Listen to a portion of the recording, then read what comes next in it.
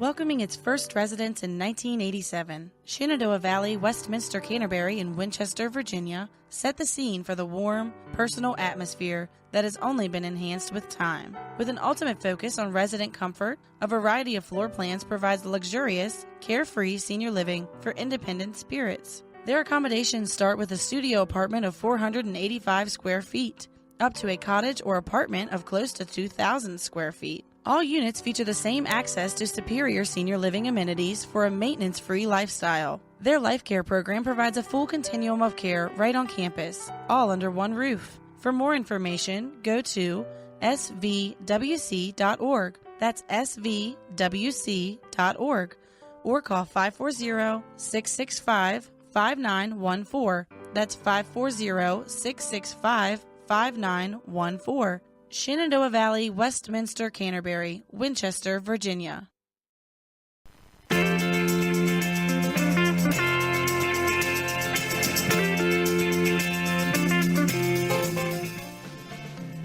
Hello and welcome to the Valley Today. It is a special extended version of the Valley Today. So we have booted Dylan out of the newsroom for just a few minutes. He's going to join us here when the true Valley Today starts in a little bit. But I am your host, Janet Michael. I am in the studio right now with Lieutenant Warren Gosnell with the Frederick County Sheriff's Office. And we are in the midst of our holiday live alcohol lab. So Lieutenant Gosnell is here. He has been overseeing and supervising alcohol being consumed by Dylan, our news director. But guys, give us a little bit of tell us what we're gonna have over the course of the next half hour. Well, we're going to talk about some of the pitfalls of the holiday party situation, especially at this time of year, where folks are gathering either for social events with friends that they only see a couple of times a year, co-workers who are celebrating the holidays, or perhaps a great year at work with the end of the year coming up,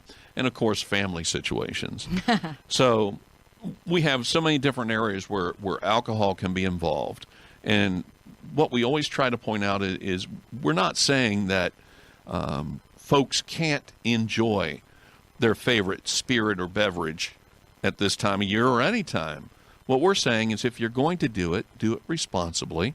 And we're trying to help you avoid those situations where you may not even realize that you're in danger before you get behind the wheel and go out here and put other folks at risk. And those are the main things.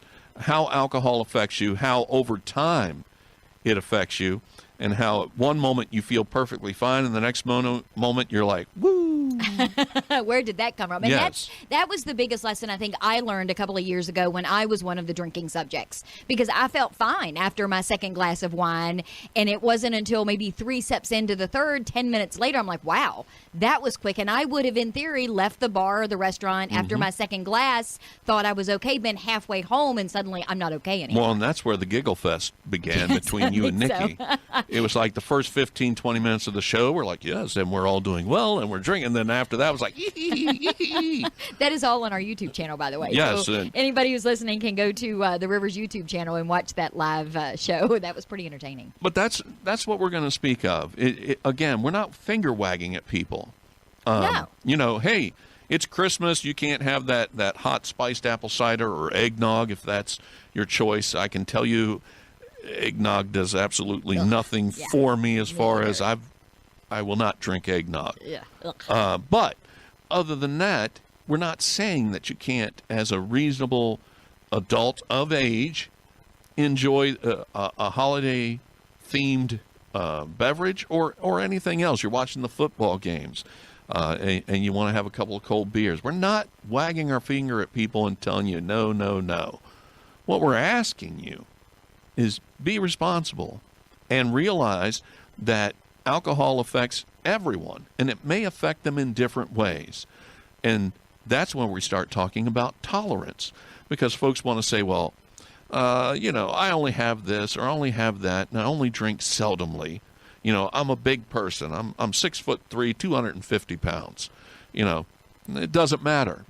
If you haven't drank in 2 years and you start drinking something with enough alcoholic content in it, your body size, whether you just ate or not, whether you're going to drink coffee immediately following it, none of those things are going to save you from the effects that the alcohol will have on your central nervous system.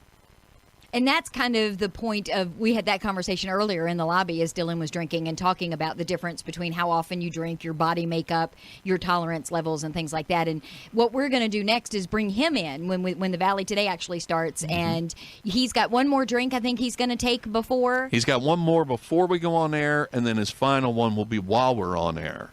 And I can tell you his blood alcohol content, his BAC, is obviously already starting to rise. We're going to ask him about how he feels as well, because he was a little confused out there thinking that his BAC related to how he felt. Right. And so I have to explain to him that, again, if we have a person who drinks on a regular basis, drinking the same beverage that he's drinking at the same time, their BACs will be similar, but their functionality, their ability to do certain things will be different because of that tolerance level. And I think that's what people don't really understand and realize. So that's what we're going to talk about when we come back. We're going to be back in just a couple of minutes. This edition of the Alcohol Lab is brought to you by Robbie's Auto Body and Jerry Talton. So stay tuned. The Valley Today will be back in just a couple of minutes with Lieutenant Warren Gosnell from the Frederick County Sheriff's Office and our news director, Dylan Nicholls. I'm Janet Michael. Hang in there. We'll be back in just a few minutes. There's always more to the story. At the River 95.3, that's what our new podcast, Another Look, offers. A deeper look into the news stories you hear about every week. I'm Dylan Nicholls, news director at the River 95.3. Join Janet Michael from the Valley Today and I as we review news from our area, as well as some odd news stories from around the country. You can find Another Look on the river953.com and listen to our take on the news whenever, wherever. Another Look offering you a weekend review with a twist. You can find a new one every Friday in the Apple Podcast app, in the Google Play Music app, or online at theriver953.com.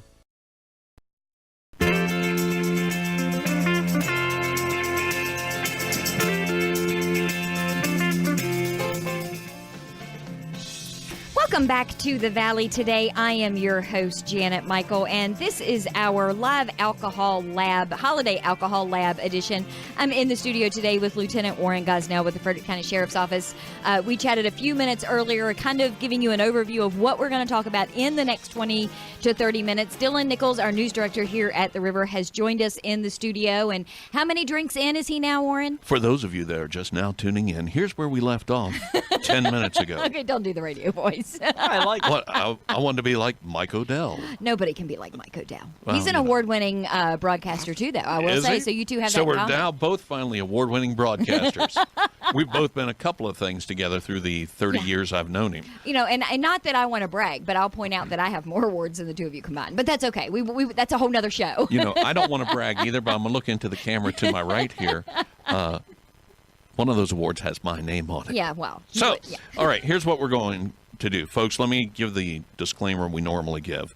There's going to be some chuckling and laughing and some humor in this show today, especially once Dylan takes the microphone.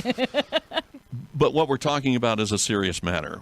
We try to use humor because, again, as I've tried to say before, like in my presentations, when I go to the schools, I try to use humor to keep the kids and now the adults listening attention. If something funny gets you to tune in and stay tuned in a little longer, and in the meanwhile you learn something, that's what we're looking for. We're not making light of people being inebriated, being impaired, being drunk, whatever word you want to use for it. We're not making light of the fact that folks go out here and drive after consuming alcohol, and they hurt themselves, they hurt others, or they even sometimes kill themselves or other people as a result of their driving while impaired. So this is a serious topic. We are going to have a little bit of fun with it to try to keep it lighthearted. And of course, with our subject here today, already having been drinking for the last 50 minutes, I think he's feeling pretty good. Well, and along with your disclaimer, he is not driving anywhere. We have Correct. a designated driver for him. Dylan is not going to be leaving the station until we all sign off on it. Every So- time we do one of these labs, ladies and gentlemen, the folks that are subjects for the testing, they know, and it's arranged. They can't drive. They won't be going anywhere until the alcohol is out of their system. And we're not going to put anybody else in danger.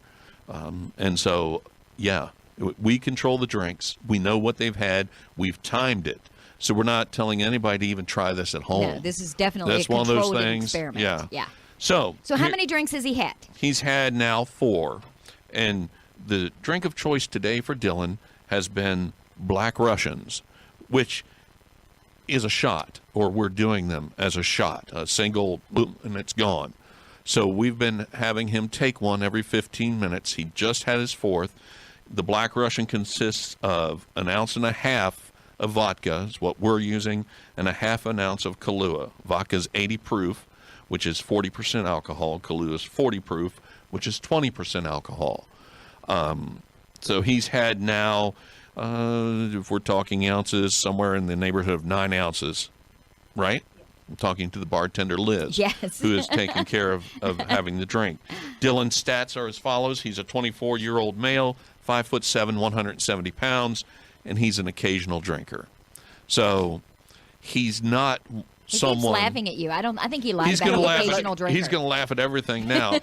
I got upgraded from a seldom drinker to an occasional drinker, and I feel ashamed. It's because you keep drinking and then you keep talking about how often you keep drinking. No, because I had like 2 White Russians last night, and now he's upgraded. Well, they were Black Russians earlier today, so see there. Correct. Yeah. And last weekend, he drank. So I think it was less. Yeah. someone that's seldom, we think, is wait. probably someone that's once every 4 to 5 months, let's say. Occasional, someone once a month, maybe every other month. Then we get into the frequent. Then we get into the social drinker. Then we get into binge drinkers. There are all kinds of different categories we could put on this. And again, it's not about how much you drink. It's about when you're doing this and what you're doing afterwards. We talked earlier about underage drinking and the fact that we now have young adults who turn 18. And as an 18-year-old in the United States of America, you can now vote for any government office that you choose within your voting district. You can vote for the President of the United States. Your voice can be heard. If they were to reinstitute the draft, you could find yourself drafted into the military. If you so choose, you can purchase and possess tobacco products now. I'll give my personal disclaimer. I don't know why anybody would want that. But again, there are those that do. Save that soapbox for another That's show. right. But out of those things, the one thing that we as a society here in the United States have said that an 18-year-old cannot do is consume alcohol. But what's one of the first things that an 18-year-old wants to do? Not all of them. I'm not pigeonholing young adults, but when it comes for the graduation celebration, when they're going, the ones that are going on their way to college, the ones that are now going to that sporting event that they've been going to all these years with friends or family, and the beverages are flowing, they want to be a part of that. And should they or shouldn't they? That's a debate for another day as well. So when we talk about an 18, a 19, a 20-year-old that's out here consuming alcohol, it's not just based on their age. Some folks think, just like I stated, well, they can do this, this, and this. Correct. But those 3 things, voting, doesn't affect your driving, doesn't affect your health, doesn't affect, to a degree, choices you might make, good or bad. Depending on which check mark you put in the voting booth, maybe it does. All right? The draft, well, it's not here. It's just if it was, you could find yourself being drafted. And then the tobacco products, again, without going off on a tangent, that's something that over a course of time can hurt you.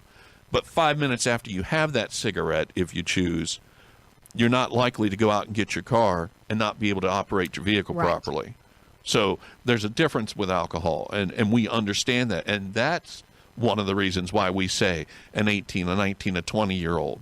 Well, let's get you a little more life experience. Let's, get you ready for that, so to say. But with Dylan, he's 24 now, occasional drinker. He had his first drink at 11:40. We've tested him now after 15 minutes after each of those shots. And at 11:54, after one shot, 15 minutes later, he was a .03. With that, under Virginia law, Dylan is not presumed to be under the influence or impaired. He had already said he started to feel the effects, correct? Oh, yeah. Yeah, no, definitely. Okay. So would you have driven? Would you have felt comfortable getting behind the wheel of a car? And I mean, like, when I'm buzzed like that, no, I don't feel like that comfortable driving like that. But I was buzzed, but I didn't feel incoherent. Okay. So yeah, I personally, like, even if I can feel a light buzz like that and feel like I'm still coordinated, I don't like to drive. But you could see where other people may feel a little more confident than you would in that situation. Absolutely. All right, so at 12:10, this was the next time we gave Dylan a preliminary breath test. He had his second shot 15 minutes before that. He's a .05.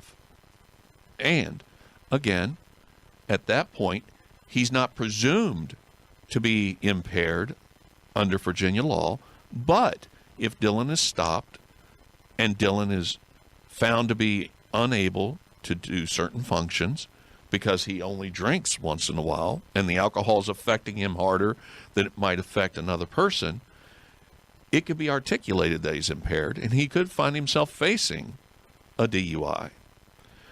Has his third shot. 15 minutes later at 12:28, we test him. He's now a .08.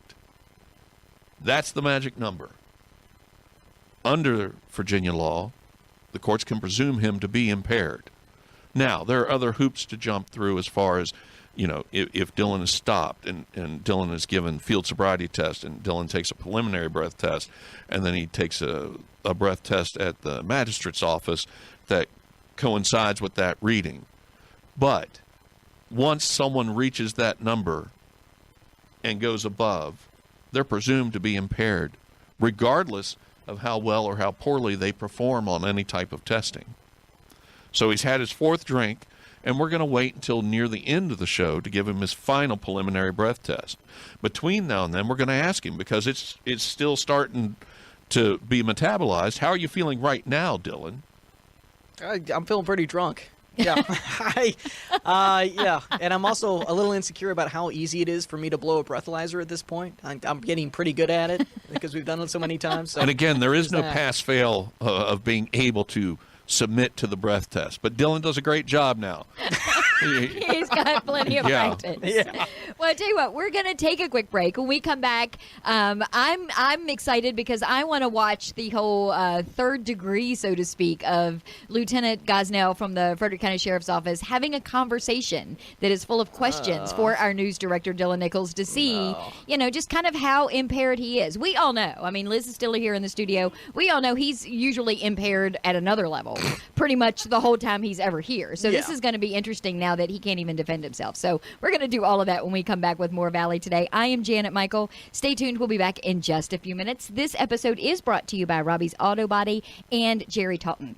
Expecting to hear a commercial? Well, that's kind of what this is. First, I want to thank you for listening to the Valley Today podcast. You're one of many who listen to the show this way. Sometimes it's because our listeners didn't know that if they're away from the radio, they can still listen on our website, via the TuneIn app on their phone, or even on Alexa. We're also available in the Apple Podcast app and the Google Play Music app. Sometimes our listeners are just busy and they want to listen when it fits their schedule. Or maybe it's a guest of the show who want to hear what they sounded like when they were on the radio. We even have a few binge listeners who listen to a week's worth at a time. So if you want those people, your potential customers, to hear your message, your ad could have been here. And the bonus, your commercial isn't restricted to just 30 or 60 seconds. You can take up to 2 minutes to talk to those customers. There's even the opportunity to be the exclusive sponsor of the Valley Today podcast, which gets you on-air mentions at the end of every show. If all of this sounds interesting to you, give me a call at the station, 540-635-4121, or send me an email to janet@theriver953.com. You can also find all of my contact info by searching Janet Michael on our website at theriver953.com. So do one of those things. Get in touch and let me tell you how we can talk to those customers in this podcast every single day. And now,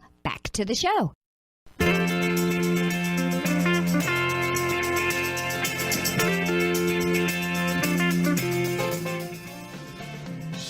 Welcome back to the Valley Today. I am your host, Janet Michael. It's a good thing we're not videotaping what is happening in the studio during these commercial breaks. Jerry Talton is one of the sponsors of today's show. He's actually going to hang around and do a podcast after the show where we're going to talk a little bit about legal ramifications. During the break, he was giving Dylan legal advice. Meanwhile, Lieutenant Gosnell was giving him field sobriety tests. And to say it was chaotic is probably not even the best description I can give of what just happened in the last 3 minutes. The wheels of justice turn in a slow, methodical fashion. Yeah, I think the wheels fell off the wagon. And Jerry is trying to throw the wagon up into hyperdrive. But no, a couple of things that we talked about during the break was about, some of the things that are going around now, investigatory detentions. What do you have the rights to do and not do? And while that's not a part of the drinking lab today, I can tell you folks that from my experience, I want to make sure I put this properly, especially with the defense counsel behind me here. Look, he's going to leave the room. No, he wants a front row seat. Center now, yeah. If you're going to take advice from anyone when it comes to this type of situation, take it from your attorney. Exactly. Before you start spouting, I know my rights, make sure you do know your rights. And Google doesn't always know your rights. Correct. If I ask for your license and your registration, you have to provide it. Yeah. Now, if later someone wants to come to court and argue that we shouldn't have been to that point at all based on the traffic stop or whatever, that's something different. But along the shoulder of the road, your best advice is to do what you're asked to do, unless you know for a fact, hey, I don't have to do that. Please, right. Here, I'm willing to sign the summons or whatever. And those are some of the things I'm guessing, I'm looking at Jerry now, that we're going to discuss in the podcast after the show has aired today. But so when you were doing you were doing the little eyeball thing, how did he fail? Yeah. Did he fail? He failed. Horizontal gaze nystagmus is the eye thing that you're referring to. Well, I can't ever pronounce that. Horizontal gaze nystagmus. Nystagmus. She calls it the eye thingy. I call it. And a lot of people call it that. Yeah.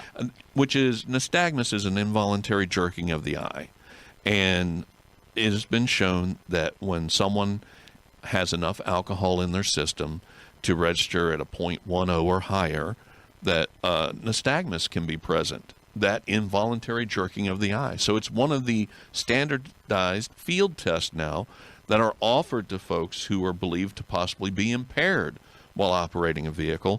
One of the things and one of the reasons we use it, Janet, is because you can't defeat it.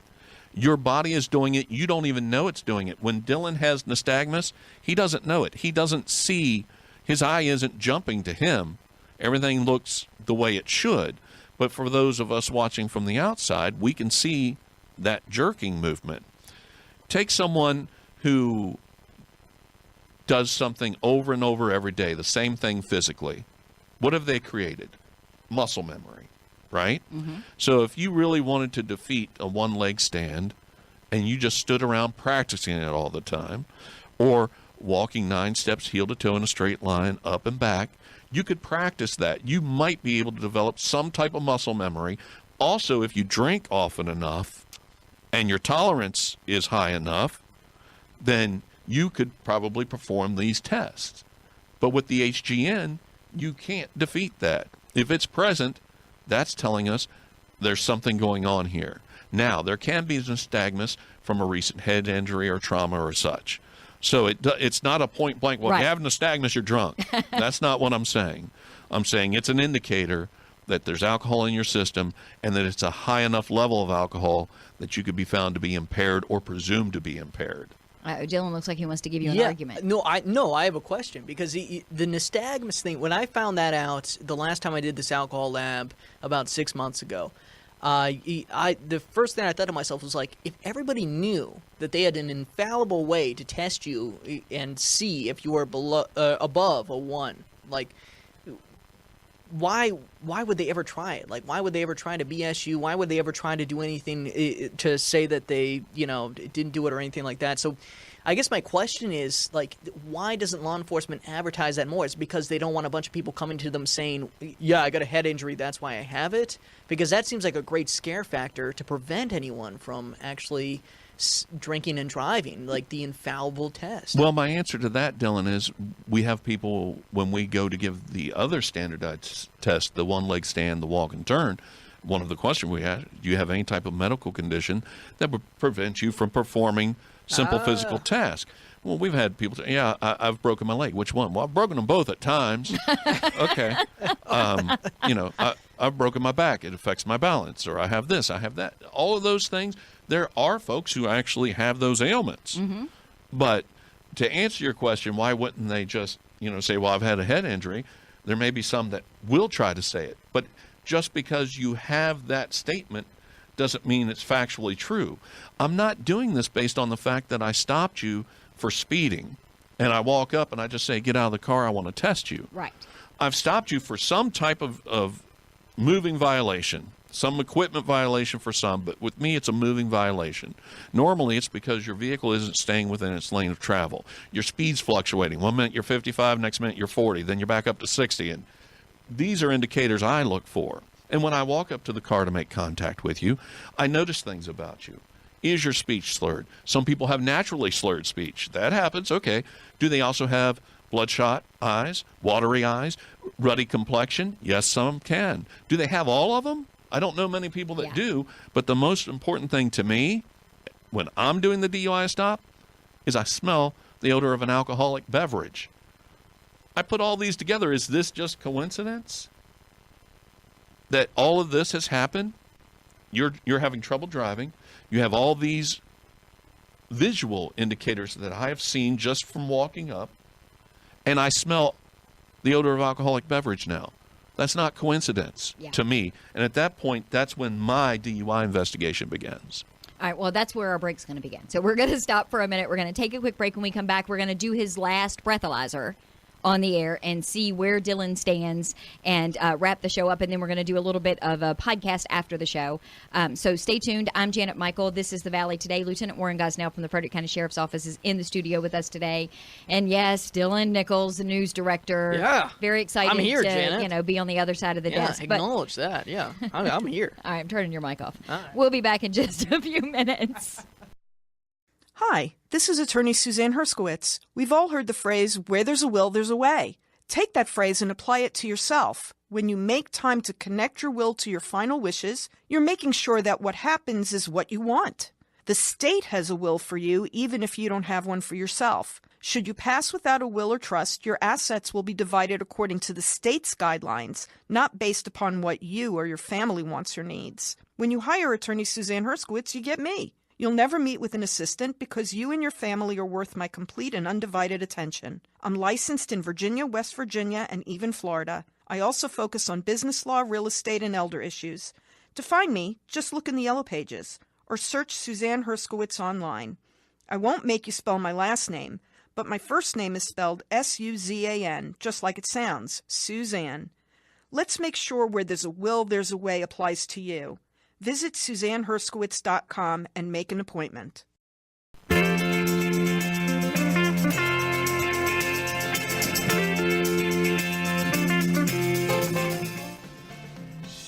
Welcome back to The Valley Today. I am your host, Janet Michael. This edition of the Alcohol Lab is brought to you by Robbie's Auto Body, as well as Jerry Talton, who's going to join us for a podcast after the show.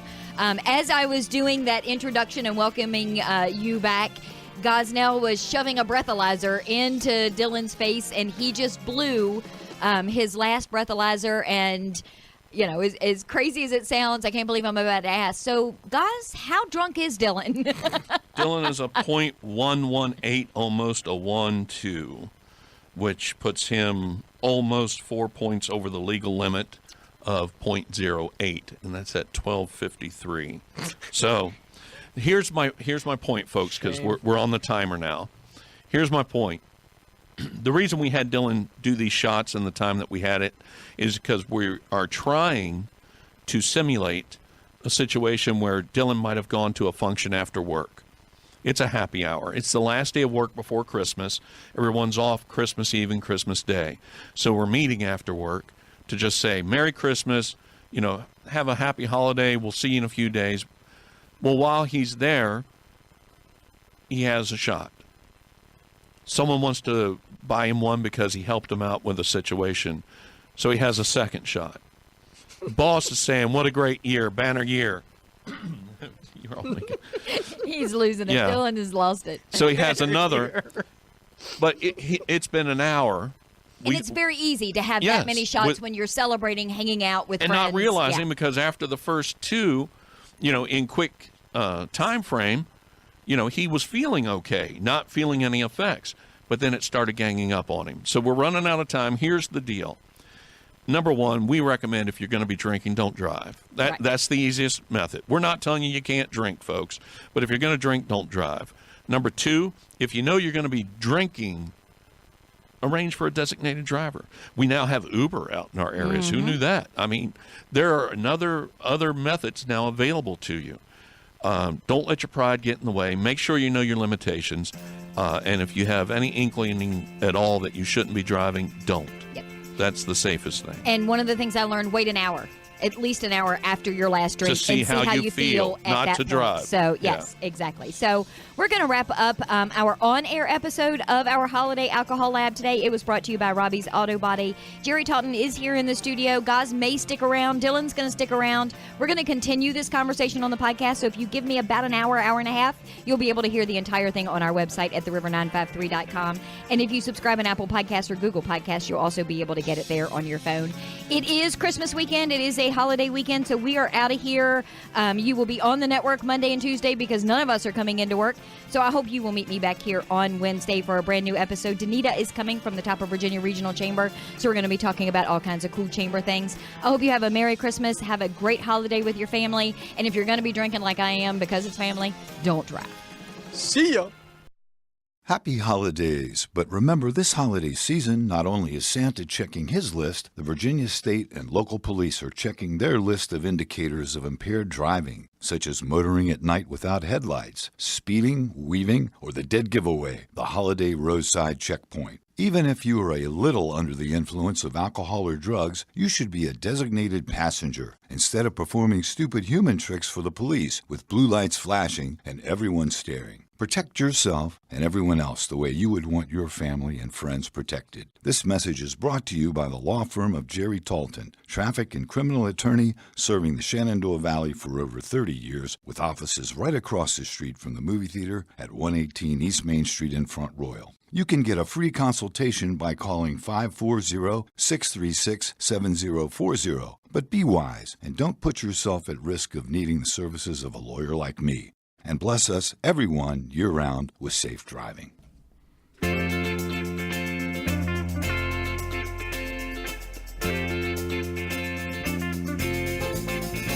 Welcome back to the Valley Today Holiday Alcohol Lab after the show. I am still your host, Janet Michael. Still the host. Yeah, Dylan Nicholls, our news director, is still drunk.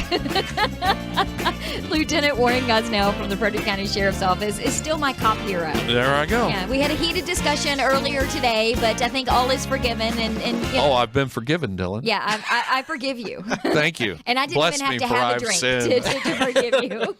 And now joining us on the mic is Jerry Talton. Jerry is a local attorney here in Front Royal. You were the sponsor of the show, and then part of what you wanted to do was have this conversation as a podcast after the show. Tell me why. I mean, give me a little bit of, why. What do you have in all of this? Well, it's very important for people to understand the dynamics of their legal system and their responsibilities as a good citizen, a good person. And it's also fascinating because once you get these discussions going, a lot of different light bulbs go off, and people see that it's not quite as simple as it all may appear. I thought it was wonderful that we had this beautiful full arc rainbow just before the show. It was a sign. It was a sign. Both ends of the rainbow outside the studio. It was. I think you're right. I think it was a sign. But I did not see any bluebirds fly. So I was disappointed with that. Well, and Noted. And I will tell you that the one thing that I thought was interesting, because this was a different dynamic. Having Jerry here is a different dynamic than what we've traditionally done in the past. Having just one drinker is a little bit different than what we've done in the past. But it was fascinating to me listening to the conversations between the three of you, between you talking about what you know and how things are, and Dylan not having a clue what's going on, and then Jerry bringing, the back end legal end of it.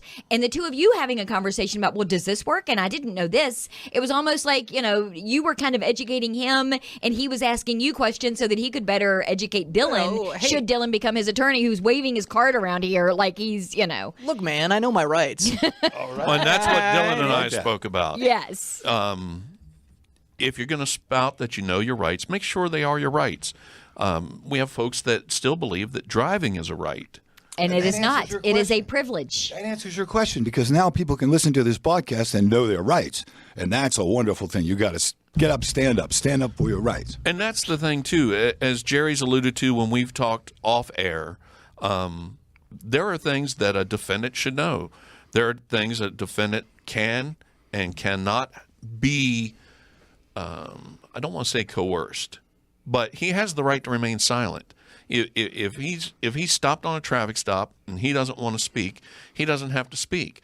But he will present his credentials when he drives upon the public highway in the Commonwealth of Virginia.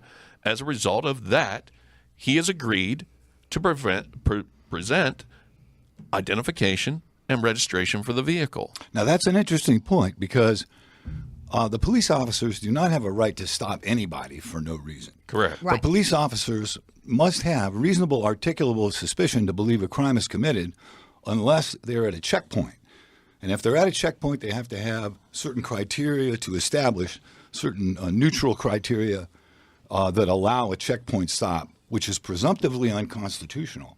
And the U.S. Supreme Court has said that while it is an infringement slightly on the Fourth Amendment, that the risk posed by people driving under the influence is higher than that slight inconvenience to the motoring public. So that's an exception to your constitutional right not to be stopped at except with reasonable articulable suspicion to believe that a crime has been committed. And that's why we stop every driver, so that no one can be singled out. It's every car that comes through gets stopped, every driver gets identified. And I think there have to be certain criteria followed, so they just can't suddenly throw up a checkpoint, because they're looking to try and get one particular person, and it's dragnet sort of thing. Correct. Exactly. So what the police officer's doing is he's going to be following the vehicle. He's going to be looking to see if it's speeding. Even speeding 1 mile over the speed limit is a sufficient basis. I know that your reaction. I know that's not your typical. Well, most police officers don't stop people unless they're 4 miles over or 10 miles over. But and it depends on the officer and the situation. There is no magic number. We've had that talk before. He's right. What he is saying, I believe, what he is saying is once anybody goes over that limit, that whether that's whether that's you're toast if you go over the speed limit and you're drunk. Yeah, whether that's pull you over. Yeah. Whether that's cricket or not, I think it's the saying. If you're going, if the officer gives me says I clocked him at 56 and the speed limit's 55, he's got reasonable articulable suspicion to pull you over.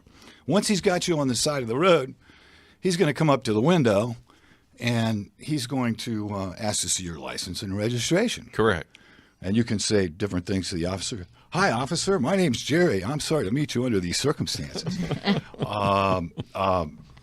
And so he's there. He's going to smell if you've been drinking. Alcohol, technically, scientifically, is an odorless substance. But it's the conagers. I don't think I pronounced that properly. That are added but nonetheless, he's going to say he smells the odor. He's going to ask you, have you been drinking? Okay, so what do you say when you've been drinking? Well, some people say, well, I'll just lie. I'll say, no, officer, I haven't been drinking, even though I smell like a brewery. I'm sorry. But then he's going to, well, how many drinks have you had? You may have the right to remain silent, but he's asking you questions and you're answering them and you're giving him good information to help him justify the stop. Well, wait, that doesn't justify the stop. I've already justified the stop if they're speeding. The stop is justified. They've already made a traffic violation to justify the stop. Your justifies my investigatory detention based on a DUI, possibly. To justify the reasonable articulable suspicion to believe that you're intoxicated, which is what you're arrested for when you get to the end of this process. Well, I have a question for both of you because it becomes, we all have our Fifth Amendment right. We don't have to incriminate ourselves. We don't have to speak to law enforcement about what's happened. We can just say, I'm not saying anything. I'm invoking my Fifth Amendment right. But what does that look like? Both from the law enforcement standpoint and from the legal standpoint, what does that look like, and how does that affect a person the second they get out? If they smell like a brewery and they're tilting from side to side and they said, I'm invoking my Fifth Amendment right, I'm not saying a thing to you.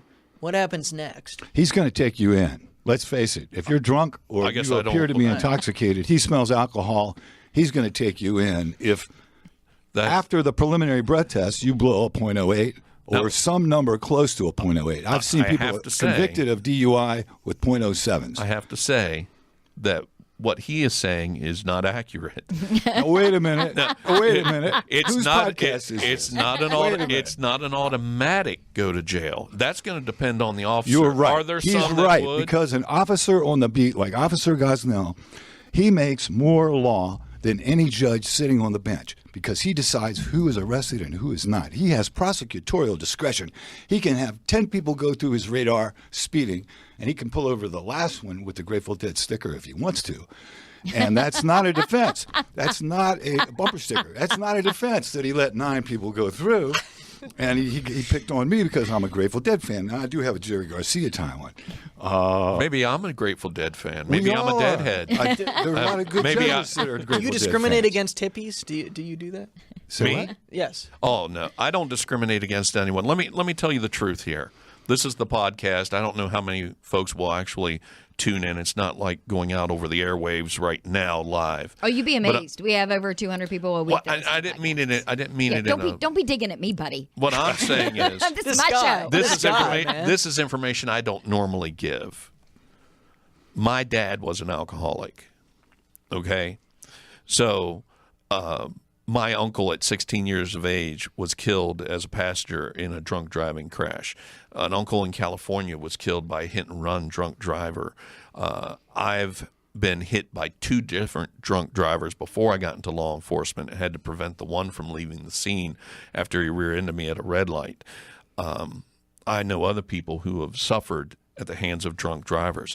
This isn't me singling out any one person, any one bumper sticker, any one type of car. What I want are drunks off the roadway. Right. And we all do. Yes. And we all want to touch everyone's lives in a positive way. So then let me get back to Dylan's original question, and I'll ask you guys, and then Jerry, I'll ask you as well. So if Dylan gets out of the car and says to you, I know my rights, and, his Fifth I Amendment am invoking my silent? Fifth Amendment right to remain silent. Yeah. What would you do in that situation if you smelled alcohol on him? Me personally, here's what I'm going to do. Dylan, what's your last name? You don't know my last name? I don't. We're on the air, Hoss. Nicholls. All right, Mr. Nicholls, because I always address person, So Mr. Nicholls. Fine, you don't want to speak to me, and I understand that. By a simple head nod, would you please tell me? Are you willing to take any field sobriety test? Because I'm going to make sure I offer them. Which you're not required to take as a matter of law. You do not have to take a field sobriety test. You don't have to touch your nose. You don't have to do an nystagmus test. Now, Jerry, tell him, can that be used against him in a prosecution for a DUI? Can the prosecutor bring that up? Not sure. He's going to bring up whatever he wants to. And the judge is he may convict him, and judges have convicted innocent people, and so it's hard being a judge because you don't know for sure who's innocent and who's not innocent. So, your question was, what would I do? Me personally, I would say, without speaking to me, do you want to take these tests? You can nod your head yes or no, but it's going to be on my camera system that I offered them to you. Okay. That I gave you every opportunity to show me that, okay, I'm mistaken. You do just have a ruddy complexion. That's not the odor of alcoholic beverage. I'm giving you every chance. Jerry's going to say, I'm giving you every opportunity to step into my trap. And I'm going to say I'm giving you every chance to show me that you're not a danger on the highway. He's going to try to do everything he can do to get the evidence that he needs to make a good decision as to whether you're guilty or not. But you are not required to take field sobriety tests. And let me finish, though. you may be unable to find your driver's license. You may be slurring your words. Your eyes may be bloodshot. You may be reeking of alcohol. All of these factors are going to come into play. He's going to ask you to get out of your vehicle at some point potentially, and he's going to see whether you lean on your vehicle for balance or not. He's going to see if your shirt tail is in, if you're in an orderly condition. He's going to make observations, and he's going to tell the judge. But he's going to stick a PBT test and ask you, are you willing to take this PBT? You can refuse it. But why am I asking him, Jerry? Why in Virginia am I asking him if he wants to take it? Because I'm required to by law. Before I arrest, yes. I mean, I don't want to debate that, but you don't have to give him a PBT if you don't want to. It might not be working. You may not have it with you. But the thing here is that if you believe, based on your observations, he's under the influence, you can place him under arrest. If you've got probable cause, take him to jail, and then he's got the option of taking the test in the station. And if he doesn't take it, it's a crime not to take that test. It's a civil. It's a civil offense on the first offense. But here's the other thing. He can actually, if he thinks you're under the influence and you refuse to take the test and he's got probable cause for a search warrant, he can get a search warrant to get your blood, even if you refuse to take the test now, even if you're on private property in your front yard. And your key's in the ignition, and you haven't even moved your car. So you can stick a needle in me. They can, and if you refuse to take that needle, What's going that's on? obstruction of justice. You're going to get a criminal charge for obstructing justice because you wouldn't give your blood. Lieutenant Vampire. This train has gone off the rails. Hang on. Okay, so let's say he says he's not willing to take any of your tests. Mm-hmm. I would then assume that you would then take him to the station.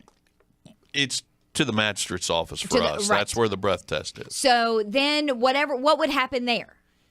Well, it's going to depend on Mr. Nicholls. So then Dylan is probably going to say, I want to call my attorney, and then he calls you. The magistrate's going to tell him he doesn't have a right to attorney at that point.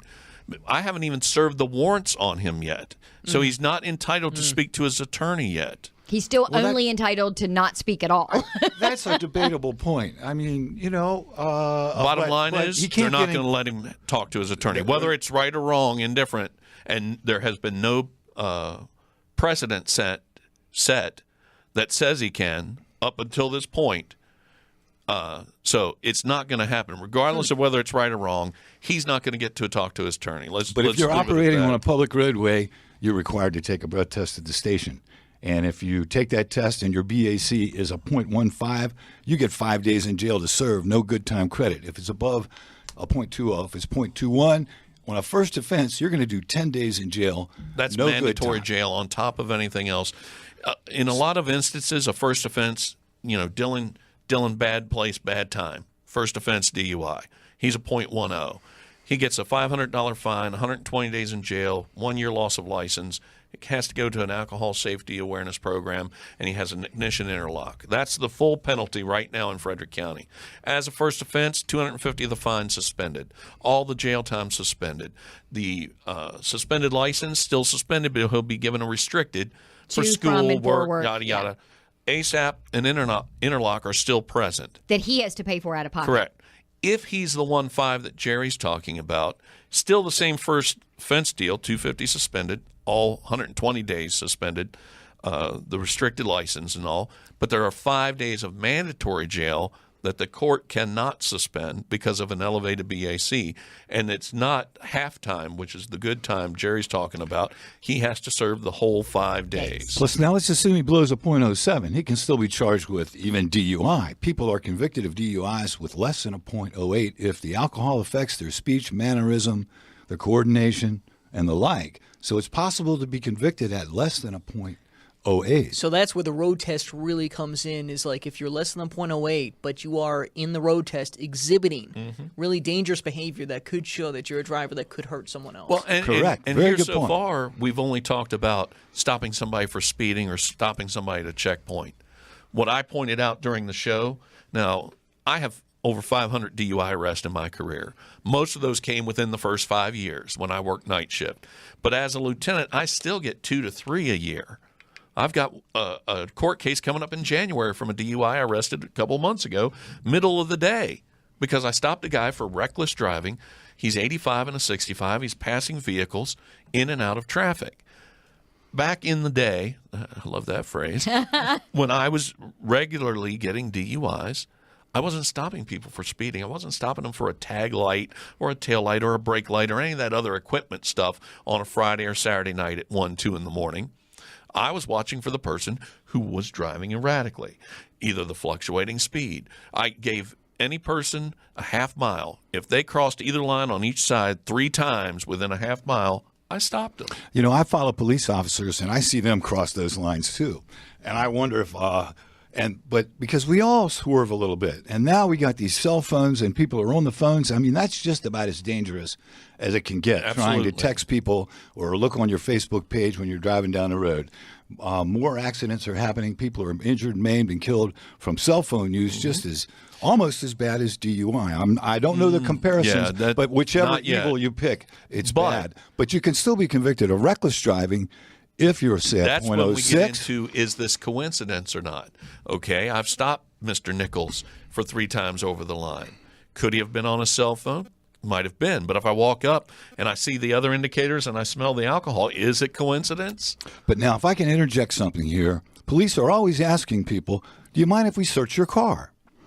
Not all. And let me tell you, it's a bad idea to let a police officer search your car because you don't know if your friend had something in his pocket in the back seat. It rolled out of his pocket into the crack in the back of the seat. And if the officer finds contraband in the back seat of your car, you're going to be charged with possession of that. And it's your word that you didn't know it was there. And if the judge doesn't believe you, you may be convicted. So when the police officer asks me, can I search your car? Then I'd go, well, sir, am I under arrest? He'll say no. Then you ask, am I free to go? If he says, I'm free to go, hasta la vista, officer. Have a Merry Christmas. Feliz Navidad. Well, we've talked about we've talked about how refusing a breathalyzer looks. How does refusing a search for your vehicle look? Now, there are people every day who say, no, I don't give you permission. They're issued the summons for whatever the stop was for, and they're led back on their way. Yeah. But that's frequently a fishing expedition, which police are entitled to do if you let them, if you agree. But let me ask you this. If you don't hang out with folks who are using illegal narcotics and you don't use illegal narcotics, there should be no is there a reason why you wouldn't? I got to stop hanging out with Janet. I got to stop hanging out with Janet. Yes. Yeah. So, but that's, and Jerry's a free spirit. I think he'll agree with that. And so are you. Well, I mean, in I different respect ways. and admire you. Gaz is a free spirit in a controlled environment. Notwithstanding the point-counterpoint interaction. So, Jerry's a free spirit, and I want to make sure I say this properly. He's giving advice that he would give to any one of his clients. His job is to provide you the best possible defense he can once you're charged with a crime or suspected even of a crime, and say a true criminal investigation, one that's taking days or investigate, and that's when you call Jerry and say, Jerry, they want to do this, they want to do that. But back to your point, people should know their rights. Correct. Exactly. If they know their rights ahead of time, And when the my police point officer is, stops know them, the difference. Know the difference in what is your right and what's not. Right. Well, Okay? You don't have the right to refuse to give me your license and registration if I've had probable cause to stop you and you were on the public highway. There are some jurisdictions, some states, correct me if I'm wrong, Jerry, where you don't necessarily have to do that. These videos you see on Facebook where people leave their window rolled up and stick some little card up, I refuse to speak, da-da-da, da-da-da. That's all well and good, maybe where that was shot. Maybe in New York or Georgia or somewhere But in Virginia, else. while you don't have to speak to me, you have to provide that documentation. And the reason I keep bringing this up is because we don't want people walking away thinking, well, I don't have to tell the cop anything.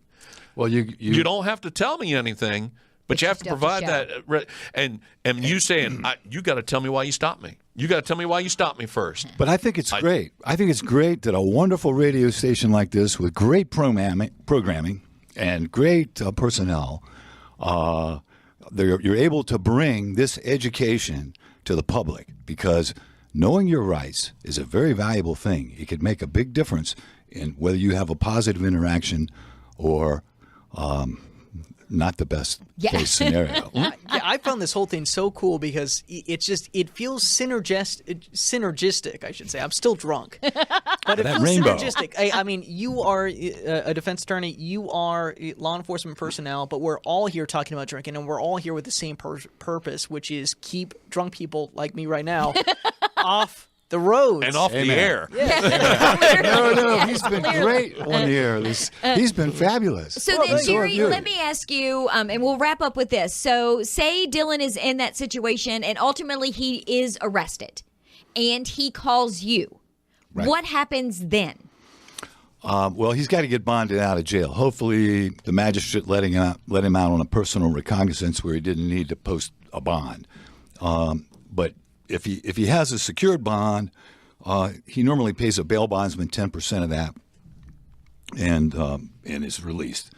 And then I tell my clients, unless I am at your elbow, don't talk about your case.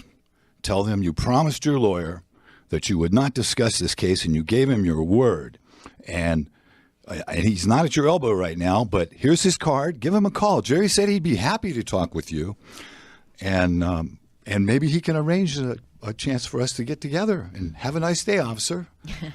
And that's the key, is making sure that you don't, dig yourself a deeper hole, that you get legal representation, because that attorney is going to know what your rights are and what you can and cannot do. I hear all the time people who talk about the case they had where they didn't get a lawyer, and I see holes in that case like Swiss cheese. Well, and the other thing too, and this is kind of what we'll leave with, because this is the flip side too. And I know one of the things that you and I have talked about many times on the show is worst case scenario is something ends in the death of the driver of another vehicle, somebody else driving another vehicle because someone has been driving. The other part of that is the expense, the actual financial expense, because you do have to pay to have that breathalyzer put on your car. You are going to have to pay fines. You are potentially going to have to do time in jail, which means time away from work, things like that. It could be a very expensive lesson to learn if no one gets killed. Career civil servants lose their security clearance if they go to jail.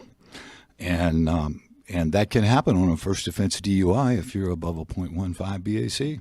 Wow. So, Jerry, if somebody wants to get in touch with you, let's leave it with that. How do they reach you? Do you have a phone number or website? Where's your office? Yeah, I have a website, taltonlaw.com. My office is at 118 East Main Street in Front Royal, right across from the movie theater. The best way to get me in touch with me is to call my number, 540-636-7040, or my 800 number, 800-890-6393. And just leave a message with your phone number, and I will call you back. And are you licensed in just the state of Virginia or other states as well? Well, I'm licensed in Texas, but I'm not active in Texas. I've practiced in Virginia for 42 years. So. It's quite a drive for court. Yeah. and 30 years in Front Royal, and I love Front Royal and the people of Warren County, and I love this radio station. It's a great blessing to our community. And we are grateful. I'm very thankful that you were here and kind of played a role in this, guys. I always appreciate when you come. I know you're going to be back more often in 2019. You may not know that yet, but I've now declared you are coming back more in 2019. I think Dylan's Pizza's here, so we're going to start sobering him up. Can we get out of here, please? Yeah, because I know he needs to not go have anything more to drink. But we're going to wrap up this After the Show podcast of our Holiday Alcohol Lab on the Valley today.